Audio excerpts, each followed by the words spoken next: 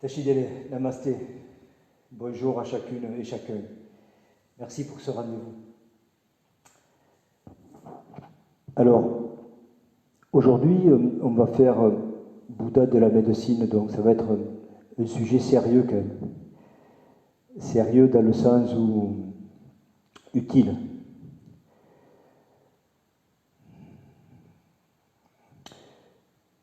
Donc bien sûr, hein, on est envahi, d'informations, de l'information nationale, on va dire, internationale, et des informations entre nous. Chacun partage ses avis, chacun partage ses perceptions, chacun partage aussi une partie de sa spiritualité, et tout ça c'est génial. Et nous sommes confrontés à un résultat en fait, hein, un résultat qui est ce qui est, qui se manifeste, il aurait pu se manifester par la famine, les tremblements de terre, un tsunami, il se manifeste par l'infiniment petit. C'est un résultat. Donc, c'est une conséquence due à des causes, telles que la maladie. Donc, beaucoup de personnes sont touchées, de près ou de loin, voire de très près. J'ai décidé d'ouvrir une porte pour être utile, chacun à sa façon, on essaye d'être utile, de façon la plus humble que possible. Ma façon, puisqu'il y a des personnes qui sont sur le terrain, et merci infiniment d'être sur le terrain, et des personnes comme vous, moi, qui sommes confinés, mais ça n'empêche pas que l'on peut être utile. Après, le droit, c'est un choix, c'est une décision. Mon avis personnel est que l'on doit, mais après, chacun a son libre arbitre de décider pour lui. Le droit de participer au bien commun, de participer au sens commun, au sens collectif. Et chacun avec ce qu'il est en fait. Moi j'ai décidé d'ouvrir un espace pour accompagner les personnes qui sont en difficulté, qui sont malades, qui ont des questionnements profonds. Donc j'ai ouvert cette porte, maintenant il faut l'assumer, mais je crois que j'ai jamais été autant occupé de ma vie qu'en ce moment. Très tôt le matin et très tard le soir. Et entre-temps, un espace assez magique quand même. Nous sommes des privilégiés. Privilégiés dans cette histoire quand même. Aujourd'hui, on va parler, avant de pratiquer, de vous proposer ce magnifique mantra du Bouddha de la médecine avec une explication succincte de ce qu'est le Bouddha de la médecine et pourquoi utiliser ce mantra. Ce qui est intéressant, c'est de parler des causes. Parce que traiter une maladie, traiter les conséquences de la maladie, comme le font le personnel soignant en ce moment, c'est l'urgence du moment, c'est la nécessité du moment, et ça, il faut vraiment le faire. Et merci 1000 fois. Par contre, vous comme moi, les chercheurs spirituels, chacun avec sa compréhension de la spiritualité, chacun son canal, nous sommes là, il me semble, pour essayer d'amener une compréhension pour rétablir les causes, c'est-à-dire ne pas manifester la maladie. Et bien sûr, Bouddha a donné un enseignement très profond sur les 4 nobles vérités. Pour le dire très très simplement, pour le parcourir très très simplement, il y a la première vérité qui est la vérité et la réalité de la souffrance, qu'on peut observer à travers le monde, partout. La souffrance est le conditionnement de l'humanité.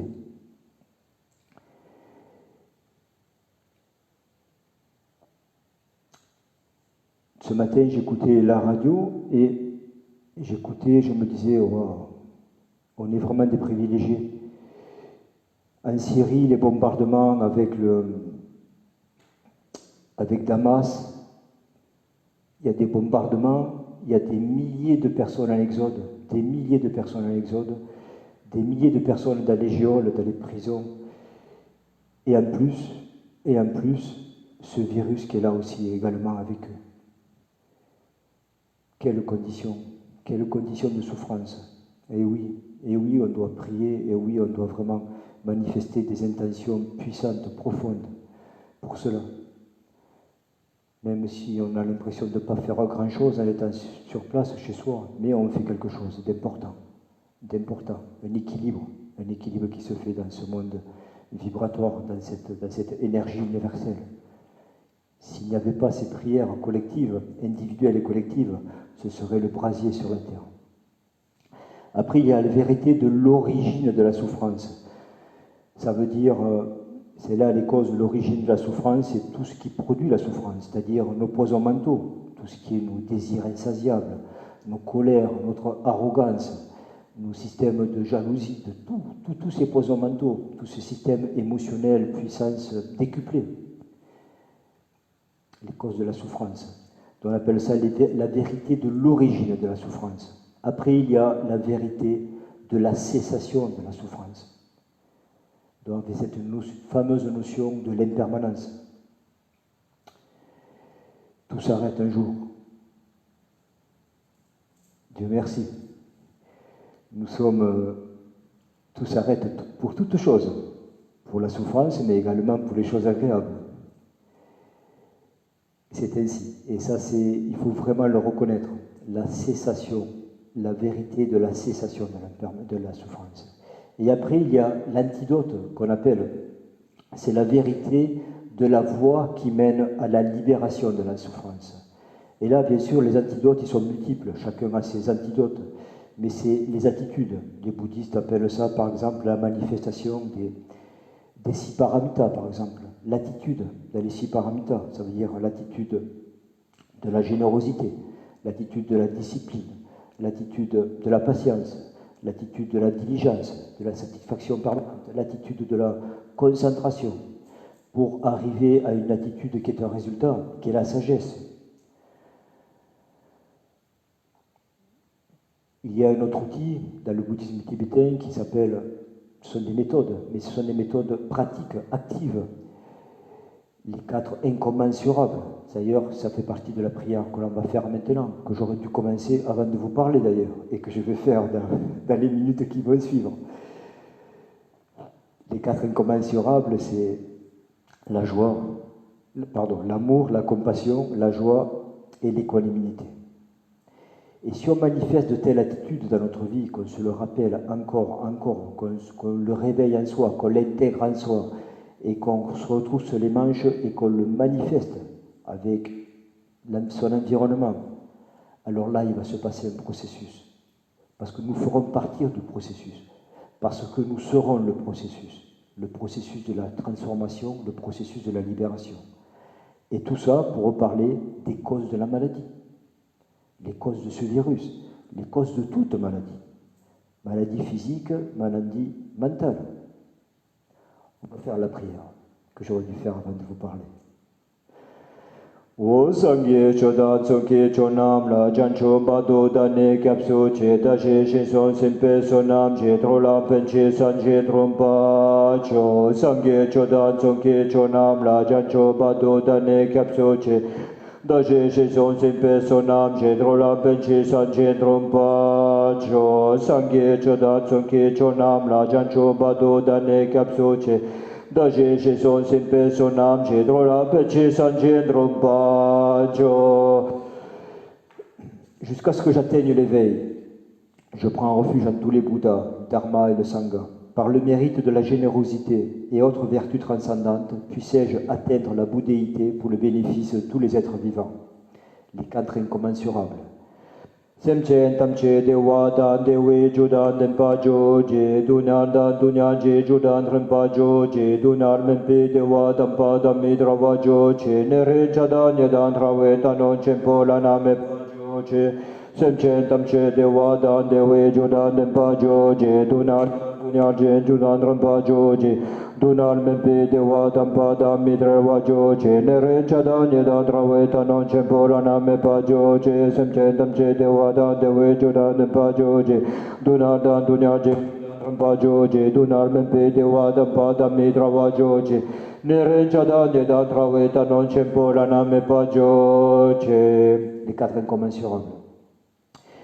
Puissent tous les êtres jouir du bonheur et des causes du bonheur, l'amour.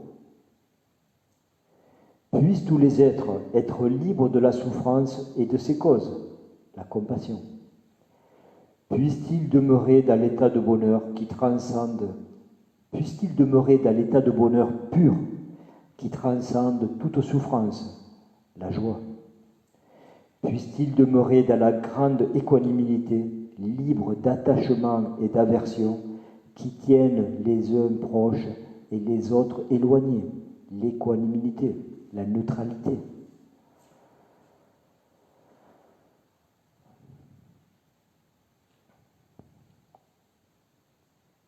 Important de réfléchir en profondeur, pas juste réfléchir sur la surface. Sur la surface, c'est la partie mentale.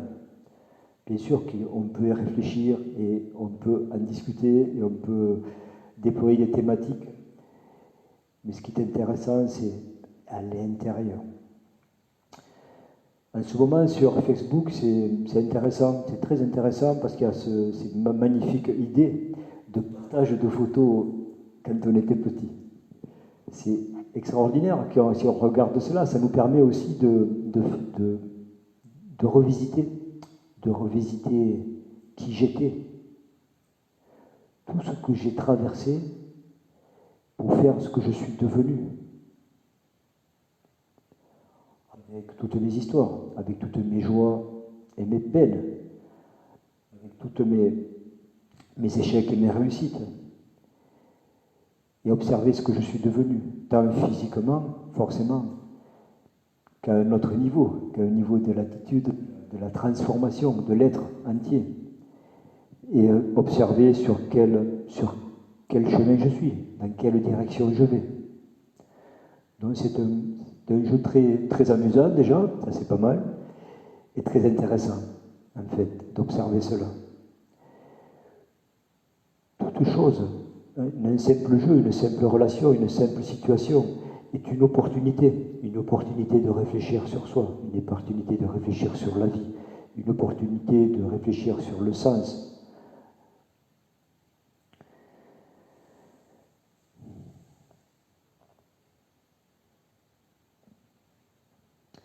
Nous avons ce grand privilège d'être un être humain. Et un être humain, contrairement à d'autres principes vivants, nous avons une capacité, la capacité du discernement, la capacité de décider par nous-mêmes. Et ça, c'est extraordinaire. Ça, personne ne peut nous l'enlever. On peut nous torturer, on peut nous faire ce que l'on veut, mais personne ne peut nous enlever cela, cette capacité-là, ce choix que l'on a toujours. Et avoir le courage de ses choix, et aller au bout de ses choix. Et dans ces choix, les manifester avec une motivation de bien public. Il faut vraiment en sortir grandi. On en sortira grandi. Je pense qu'il n'y a pas d'autre choix.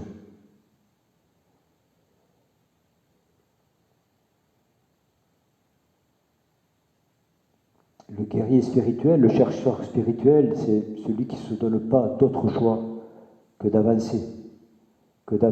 Et au fur et à mesure qu'il avance, il inspire par ses actes. Pas juste par ce qu'il dit, par ses actes. Nous sommes vraiment des privilégiés. Il y a quelques années, j'ai eu la grande chance de vivre une expérience qui n'a pas duré très longtemps, je ne sais pas, 8-10 jours peut-être, je ne sais plus. Avec ma très précieuse amie Patricia, on était en Inde et on a décidé, quand on était là-bas, d'aller à Calcutta pour donner un coup de main dans cette œuvre très charitable de Mère Teresa. Alors là, le matin, on passait entre 3h30, 4h de notre temps avec des lépreux, à faire les pansements, à faire les soigner. On n'est pas docteur, mais à faire ce que l'on pouvait. Des lépreux, dans toutes les... Je crois qu'il y a Pire que cela, je pense que c'est difficile à vivre certainement. Et l'après-midi, non content de passer 4 heures à soigner les lépreux le matin, on prenait un petit métro à Calcutta, et demi-heure plus tard, on se retrouvait dans un mouroir. Dans un mouroir. Où il y avait 2 grandes pièces de 300-400 mètres carrés chacune, une pour les hommes et une pour les femmes. Et des lits, des lits de camp, les uns à côté des autres. Et des gens de tout âge. Parce qu'au mouroir, ce n'est pas forcément des gens d'un âge avancé, tout âge, qui attendaient de mourir. Et dans cette attente, la souffrance ultime. Tout type de souffrance, de solitude physique, psychologique, mentale. Et quand on sort de là, de cette expérience-là, plus jamais dans sa vie, on ne se donne le droit de se plaindre. Plus jamais. C'est plus possible. Je bénis ce moment de ma vie. Alors, le Bouddha de la médecine. Bouddha de la médecine, je vous ai envoyé une photo. Alors moi, je n'ai pas d'imprimante là où je suis. Je l'ai téléchargé. Donc je vais la faire voir pour ceux qui ne l'ont pas. Ceux qui ne l'ont pas, vous pouvez aller la chercher sur Facebook. Bon, c'est une magnifique photo du Bouddha de la médecine.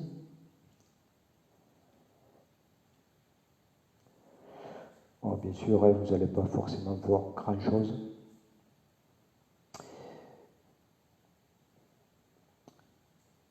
J'ai aussi... Enfin, bref. Bouddha de la médecine, c'est un Bouddha extraordinaire. Vous la voyez ici comme cela, avec le mantra, le Bouddha et le mandala.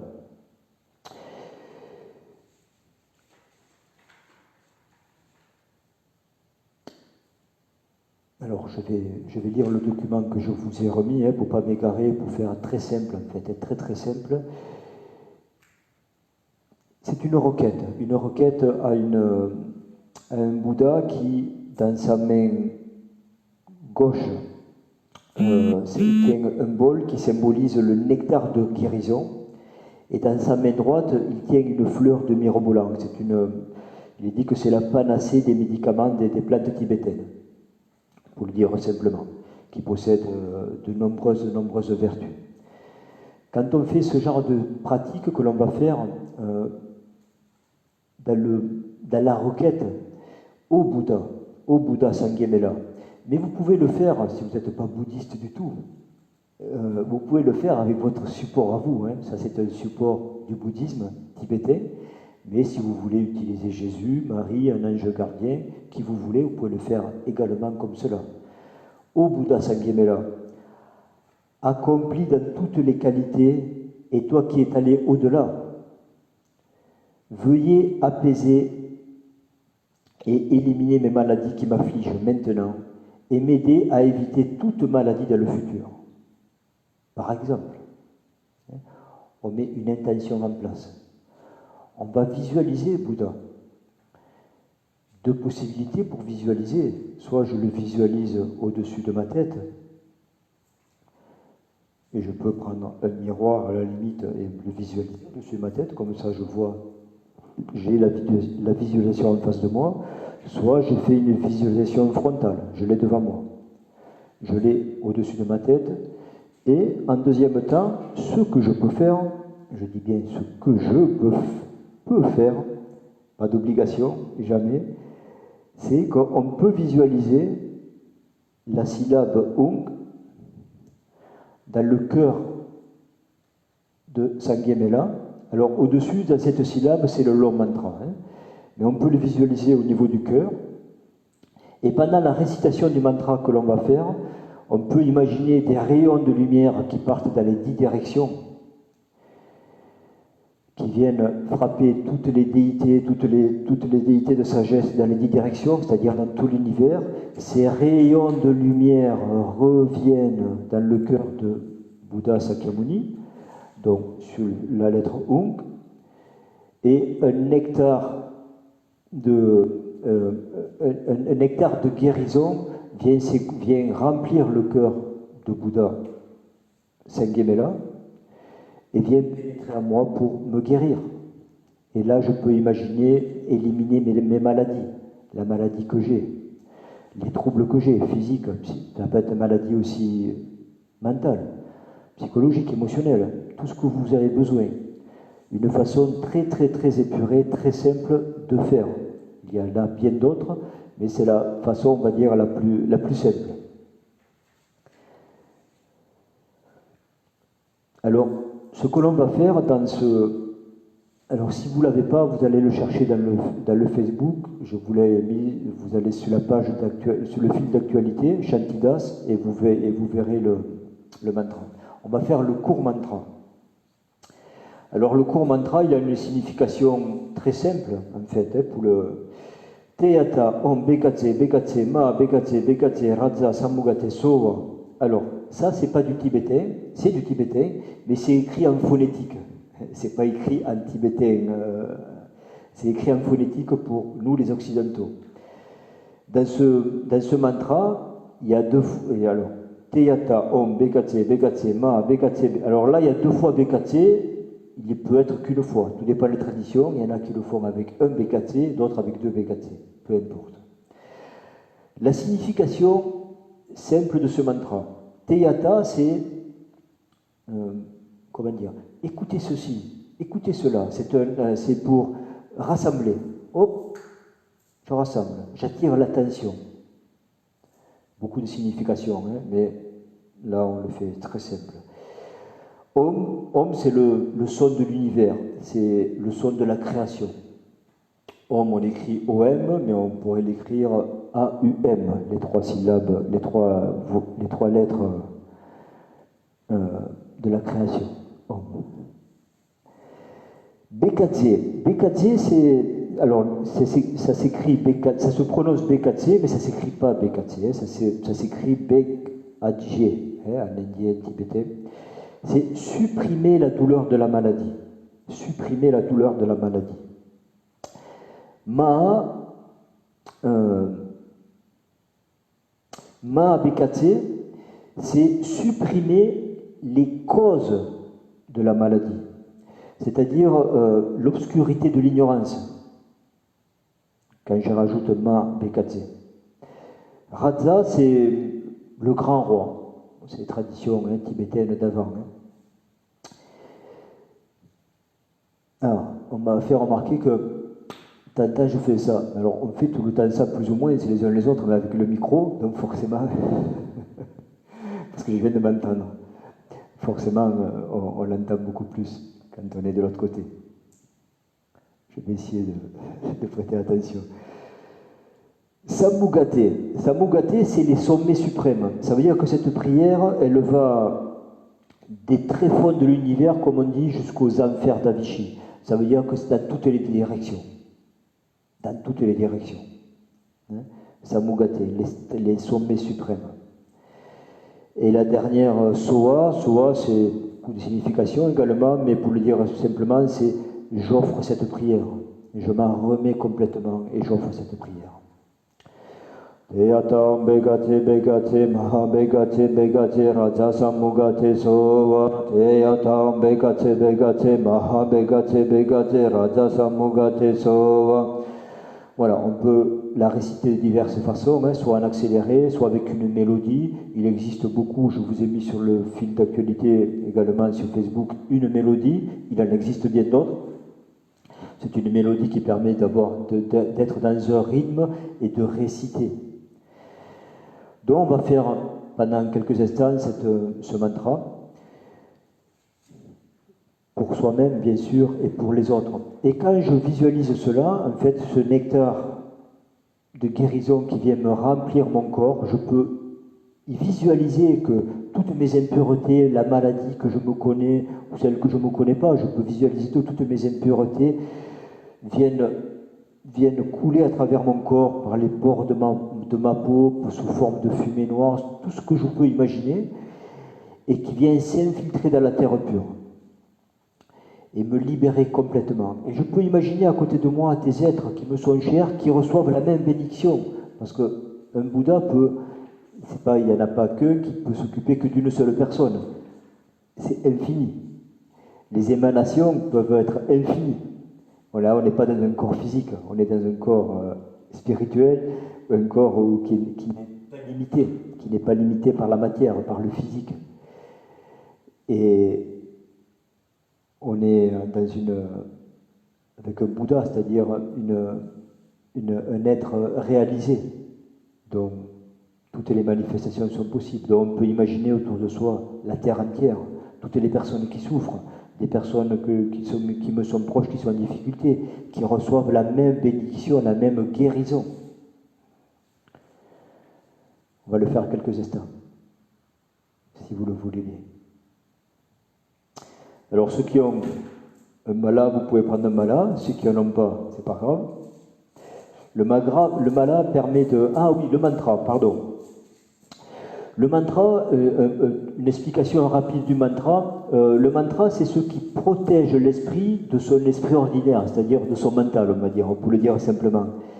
C'est l'essence du son et l'expression de la vérité par le son. Le mantra, c'est chaque syllabe est imprégnée d'une puissance spirituelle. Il est dit que le souffle est le véhicule de l'esprit. Le souffle est le véhicule de l'esprit à travers le corps. Et qui circule à travers les canaux subtils, les nadis. Non, le souffle, véhicule de l'esprit, qui circule à travers les nadis, tout le corps, tous les canaux subtils. Et en fait, le mantra, c'est-à-dire qu'on charge le souffle de l'aspect, de l'énergie du mantra, en fait. Donc, en même temps que je récite le mantra, je charge le souffle de l'énergie du mantra qui va complètement remplir mon corps physique, mon corps énergétique et forcément mon corps spirituel, pour le dire aussi de façon très simple. Donc c'est l'essence, c'est l'expression de la vérité par le son.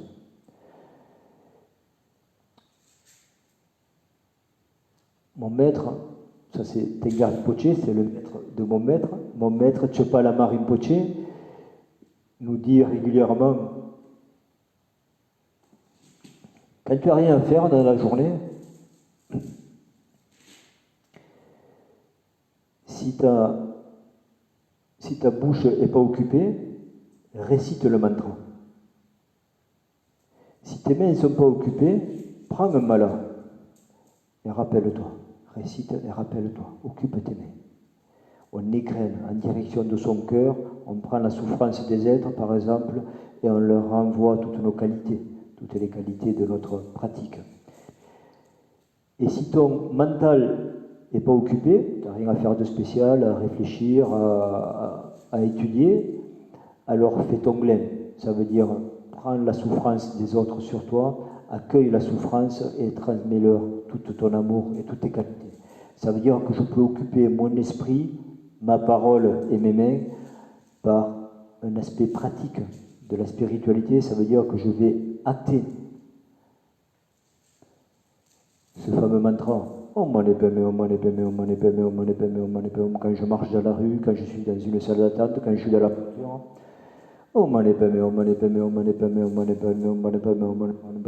L'amour et la compassion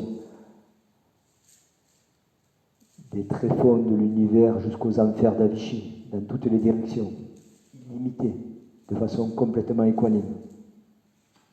Et là, on deviendra un véritable guerrier. Ça veut dire qu'on ne va plus jamais trembler. 2 raisons de trembler, juste 2. La fièvre et le froid. Le reste, pas de raison de trembler. On va le faire en quelques instants. Donc on met en place la visualisation.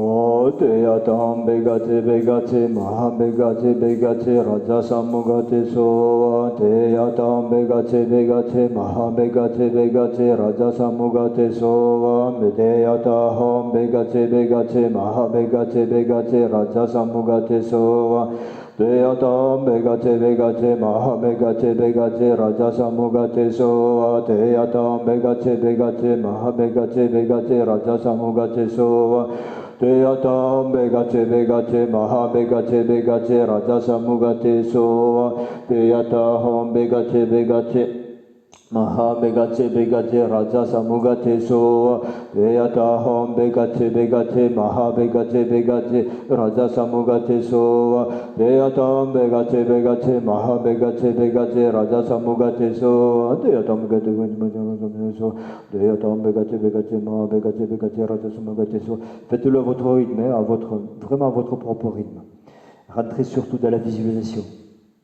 Le nectar, rappelez-vous, qui coule en vous, les rayons de lumière du cœur de Sangemela, des rayons de lumière dans toutes les directions qui viennent refrapper le cœur, la syllabe Om bleu, qui viennent remplir le corps de Sangemela, et ce nectar qui vient couler en soi, nous remplir, nous libérer de toutes nos maladies et transformer.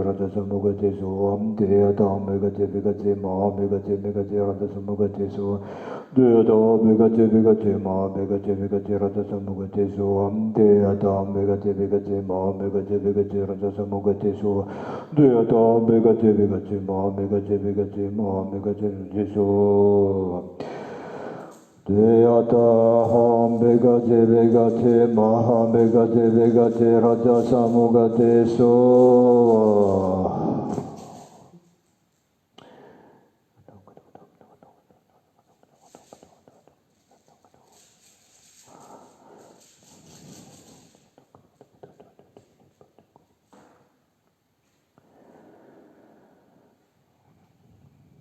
On prend quelques instants tranquilles pour finaliser cette visualisation, le nectar qui s'écoule à moi, mes impuretés, mes maladies qui se libèrent, qui viennent dans la terre pure, s'infiltrer dans la terre pure.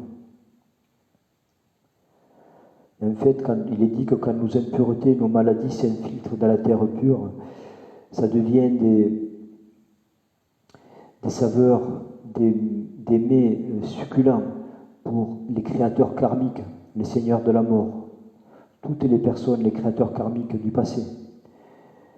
Nos impuretés deviennent pour eux des mets délicieux. Donc ça les satisfait, ça les réjouit.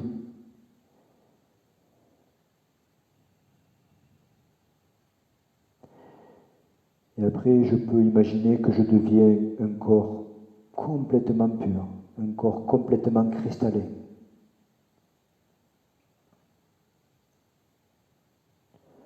Voire même un corps complètement transparent.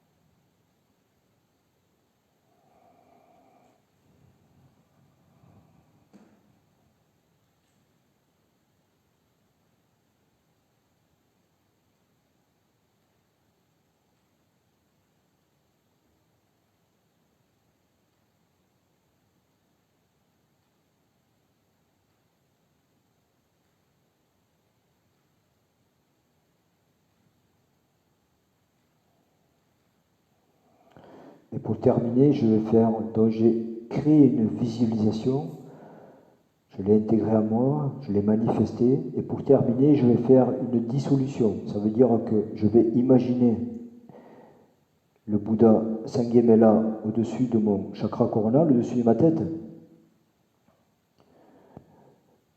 Je le visualise au-dessus, comme s'il devenait petit, comme un pouce, au-dessus du chakra coronal qui est ouvert. Et le Bouddha Sanghemela vient rentrer de par mon chakra coronal, par l'ouverture de mon chakra coronal, qui vient traverser par mon canal central et qui vient se déposer sur un magnifique disque. Alors on peut imaginer soit un disque de lune, soit, là c'est un disque lunaire, ça peut être un magnifique lotus. Il vient se déposer, là c'est la syllabe Unk, qui représente le Bouddha Sanghemela en fait. Donc on peut imaginer le Bouddha ou la syllabe Unk, c'est la même chose, sur un magnifique lotus on va dire. Et le lotus vient se refermer tel un écrin. Et donc je deviens inséparable du Bouddha Sanghemela. Il est avec moi. C'est une visualisation très simple, mais essentialisée. On prend quelques instants pour manifester cela. Bien sûr, faites-le avec votre support à vous. Hein. Si c'est Jésus, faites-le avec Jésus, faites-le avec votre ange gardien, faites-le avec votre connexion.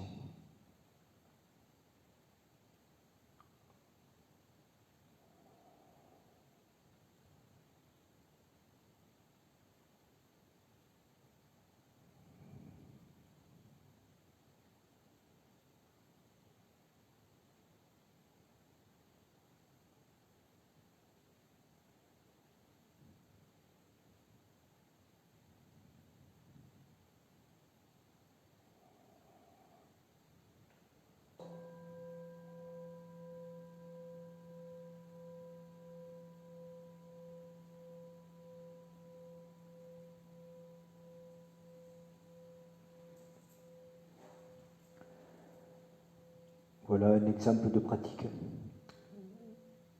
que je me suis permis de vous proposer. Alors, Buddha Sanghemela, c'est une pratique paisible, on va dire, dans le sens où on n'a pas besoin forcément d'avoir une initiation pour la pratiquer. Il y a des pratiques un peu plus corsées, où on a besoin d'une transmission, d'une initiation, d'une transmission, qu'elle soit orale ou une vraie transmission, une transmission de pouvoir que l'on appelle, ou une initiation pour les pratiquer. Cela, bien sûr, si vous avez une transmission par un maître accompli, un maître qui a l'agrément de vous transmettre cela, alors là, bien sûr, le canal est ouvert complètement. Mais comme des pratiques comme Chenrezig, Sanghemela sur le mantra court, bien sûr qu'on peut le faire, il n'y a pas d'interdiction de le faire, surtout de façon très, très simple comme cela, ça ne peut faire que du bien. En plus, ça le fait pour soi et pour les autres. Donc, ne vous en privez pas. Si cela rentre en résonance avec vous, bien sûr, faites-le. Et le jour, vous savez, il est dit que quand l'élève est prêt, le maître arrive à lui. Donc, si votre intention, c'est de rencontrer un jour un maître réalisé, quel qu'il soit, alors ce jour-là arrivera, quand vous serez prêt. Je vais terminer par une petite récitation. Les mots du samsara, qui est un pandit indien de l'époque, Padampa Sangye, qui a écrit quelques lignes qui me paraissent essentielles à intégrer en soi, d'une profondeur extrême.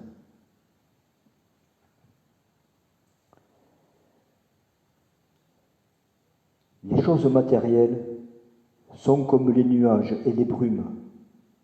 Ne croyez pas qu'elles dureront toujours. Toute renommée est semblable à l'écho. Ne réalisez pas votre renommée, réalisez le dharma, c'est-à-dire le chemin spirituel. Les beaux vêtements sont comme des arcs-en-ciel. Habillez-vous humblement et pratiquez. Bien sûr, ce sont des lignes qui ont quelques siècles en arrière.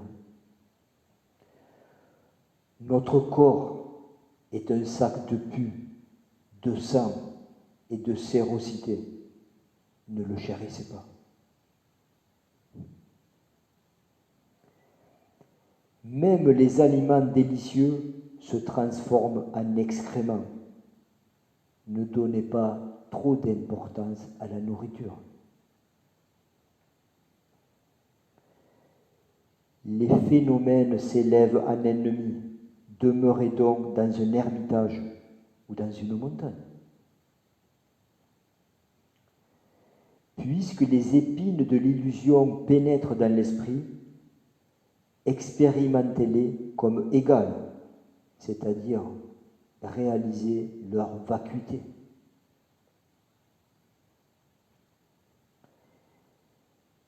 Désir et besoin ne viennent que de nous-mêmes. Surveillez donc votre esprit. Le précieux joyau se trouve en nous. Ne vous attachez pas ni à la nourriture, ni aux richesses matérielles, ni à votre situation du moment, ni seulement à vos proches. Trop de paroles engendrent des querelles. Restez comme des muets. Cet esprit par lui-même est apte à faire le bien. Ne le laissez pas être guidé par votre ventre. Les bénédictions jaillissent de l'esprit. Invoquez votre maître et votre yidam. Le yidam, c'est sa déité principale en fait. C'est comme si j'invoquais Marie, Jésus, mon ange gardien, etc. Nous, notre yidam, ici au centre, enfin en tout cas pour les pratiquants de Dieu, du centre plein de conscience, c'est Machik Laptron. Ça c'est notre yidam en fait. Et notre maître. Conduisez-vous humblement, et renoncez à la vanité. Nous ne pouvons pas nous éterniser ici. Faites donc ce qui demande peu de temps. Cette vie est devenue comme une auberge. Ne vous construisez pas une forteresse là où vous ne faites que passer et que vous reposez.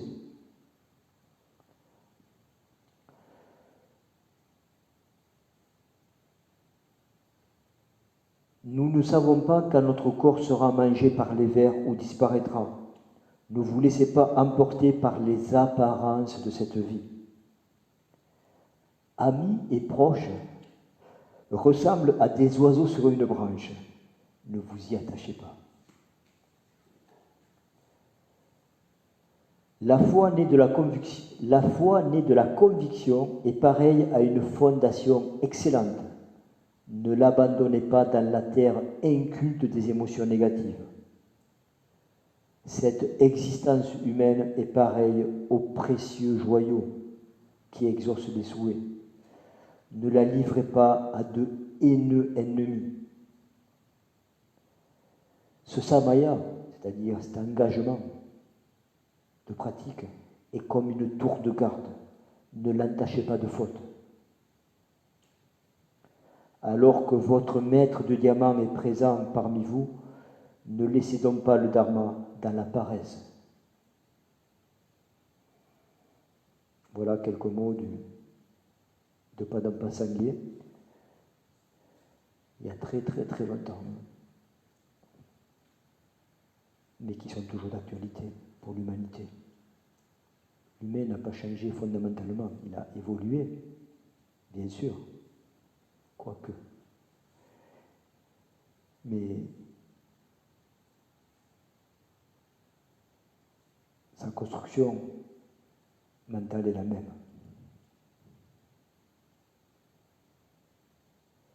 On va s'arrêter ici pour aujourd'hui. Demain, on va faire pranayama. Pranayama pour justement travailler ces notions des bronches et des voies respiratoires. Donc, je sais que beaucoup d'entre vous que je connais et qui m'ont sollicité, beaucoup, tout est relatif, en tout cas certaines personnes d'entre vous, m'ont sollicité pour un peu d'accompagnement comme cela, quelques conseils. Donc demain, on va faire exercice pratique pour justement faire travailler, mettre en place, libérer ces airs résiduels, les souiller et ramener et activer le prana et le feu du prana. Demain, on fera ça, un exercice sur le prana.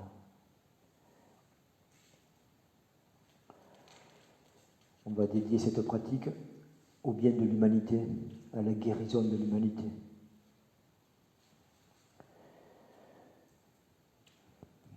Je vais offrir un chant à mon maître avant. Lama Gunganza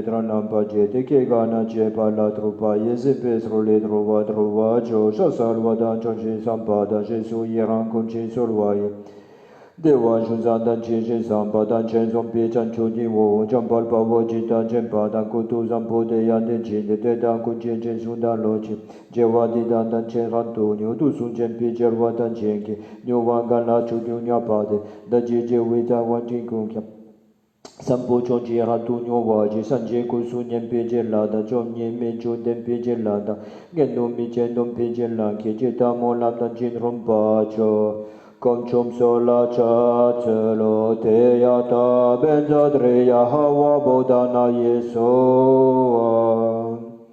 Au cours de toutes mes vies, du Maître très pur, puissais-je ne pas être séparé et vivre dans la splendeur du Dharma.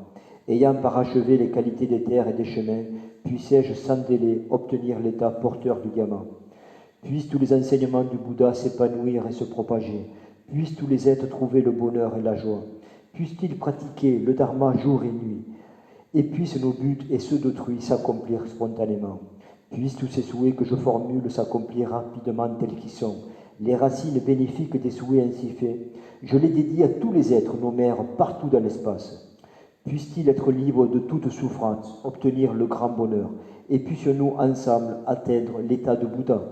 Puissent les glorieux lamas vivre longtemps, puissent tous les êtres de l'univers être heureux, puissions-nous tous rassembler les accumulations, être purifiés de nos voiles et atteindre rapidement la terre de l'éveil.